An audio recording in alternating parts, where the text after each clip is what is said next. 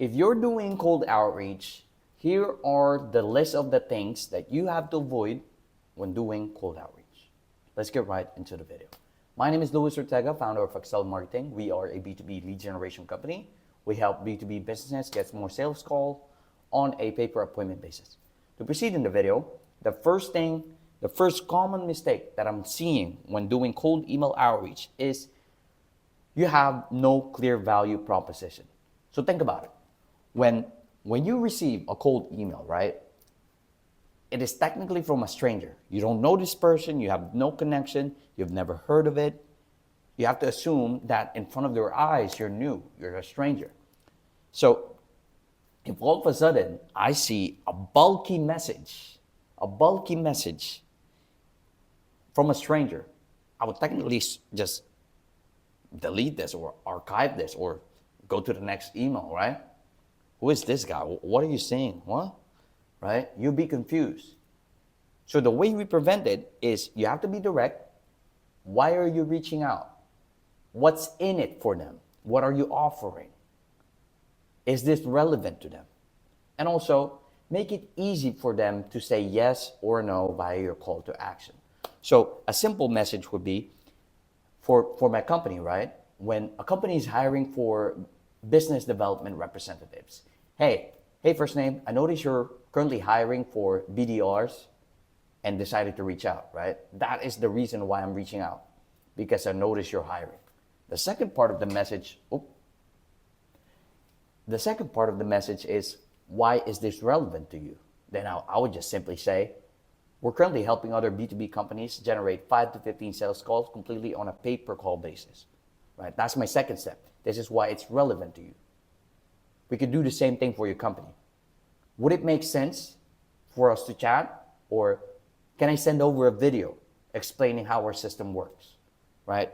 Make it easy for them to say yes or no. Sure, send a video. Sure, let's hop on a chat.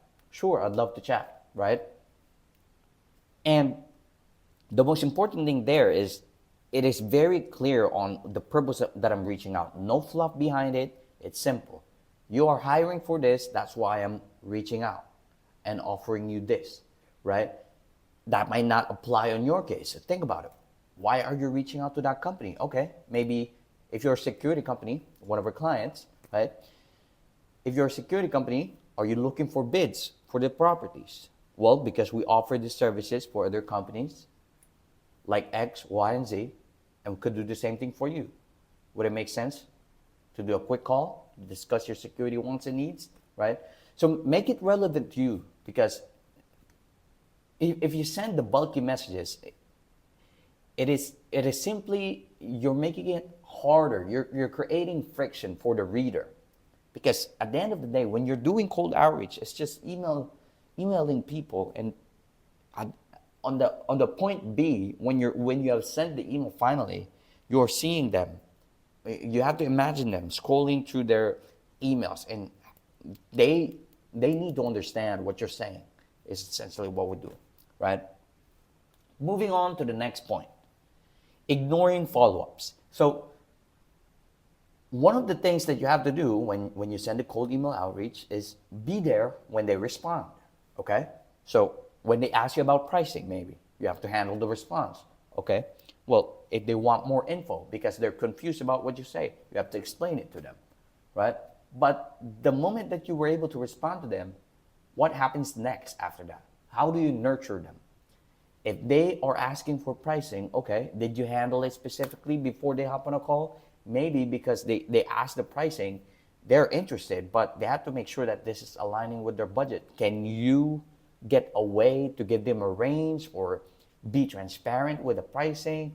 Or even better, if you could just say directly to them, we charge this amount, right? That way, when you even book them on a call, you already know this guy knows the pricing, this guy knows what we do, they're interested, and then when they hop on the call, you just have to know what their problems are and how to fix that. It's much more simple. Don't make it complicated, right? But the tip about there is that you have to make sure that you're following up with them, right? And most of the times, the only thing about that is, what is their question? What did they respond with, and what was the intention behind it? Are they confused about something? Were they asking you a specific question that you have to handle, right? And the way to nurture that is be direct with your response, make sure that they're handling it, and always transition it to your next goal, which on my case, I'm always booking them through a call, right? So on the scenario I gave you earlier, when I mentioned, can I send over a video? I'm going to be sending the video, but after that, I want to make sure that you have the ability to say yes or no to my offer, which we can hop on a call, right? This is the video. How about we hop on a call so I can explain this to you in depth if you're interested? Do the exact same thing for your business. Whether you're offering an assessment, a quote, a free consultation, a free code, right? Whatever your offering is to get them on the next level. The entire sales process before you even generate the revenue. You have to do the outreach. You have to respond to their questions or inquiry. You got to book them on a call, speak to them, whether it's on phone call or you have to go there by a live appointment. And then essentially, if you agree to what they need, provide a service for them or product, then you essentially close the deal, right? Always move to the next sales process. That's the next step. Now, the last step that I wanted to give you here is don't focus on vanity metrics, right? So when you're doing cold outreach and you're sending hundreds of emails per day now, you get to tracking numbers is essentially a fun thing because you get to look at different metrics. But essentially, you have to really know what the main goal is. So I was also doing paid advertising, right? I run ads for Facebook, but I mainly do cold email marketing, right? And essentially, the purpose of it is when you're doing these marketing,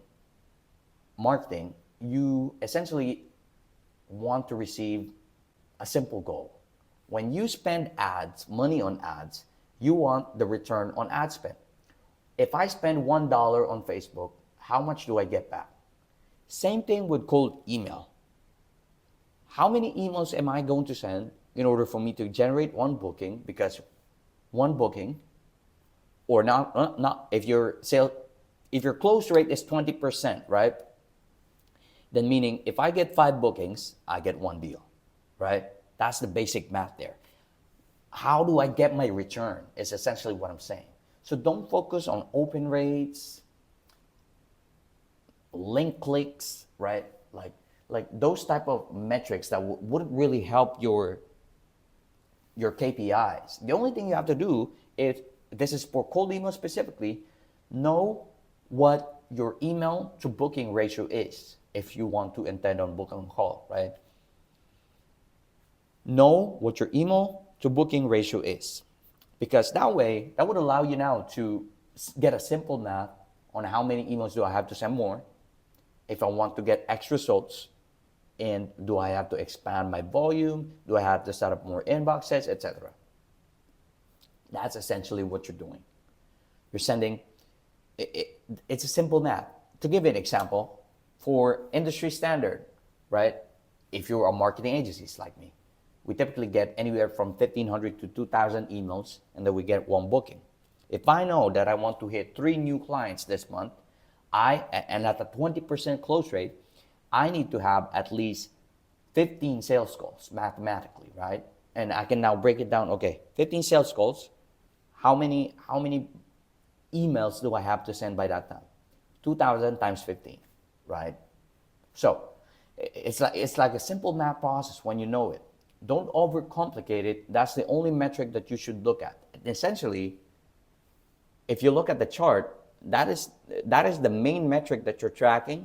And then if you want to get complicated enough, optimize your reply rate, optimize your positive response, right? Optimize your booking rate. That's where you get really in depth, because before you even get to the booking, it has to be a positive response, and you have to handle that positive response. Before you even get a response, you have to do the outreach. What am I saying that will make them respond, right? Can I test another variation? Can I test the email sequence number 2? Before you can even do the outreach, you have to be setting up proper infrastructure. So there's layers behind it. essentially, this is your goal, to get the booking. But before getting the booking, you got positive response, you get the replies, and then you have to set up the infrastructure. So like a pyramid or a funnel, essentially, right? So don't focus on other metrics that doesn't help what your goal is. Make it simple, make it simplified, don't overcomplicate it. And even with the whole purpose of this video, right?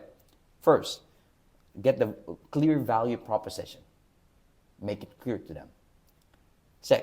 Second, don't ignore the follow-up. Make sure to nurture them. Make sure to follow up and provide value to it. And lastly, don't focus on vanity metrics. Overall, the point is this. It's pretty simple. You're just sending hundreds of emails per day at a larger volume, sending emails per day. And you essentially have to simplify it in a way where you still know what your goal is, right? That's how you do this at scale. Don't overcomplicate it. Make sure that you're still delivering it at a proper, genuine level. Think of it this way. If I were to email another person, how do I make sure that I seem natural? This is not automated. That's the entire goal of this. That when I land on your inbox, you are thinking that this person is just genuine, has a genuine interest of what I'm doing. That's where you get creative with it. If you like more videos like this, go ahead and like the button and then subscribe. Thanks for watching. My name is Luis Ortega from Excel Marketing. If you want B2B leads, go to excelmarketing.com. It's a pay-per-call. Simply go to our website. Let's hop on a call and I can help you. Peace.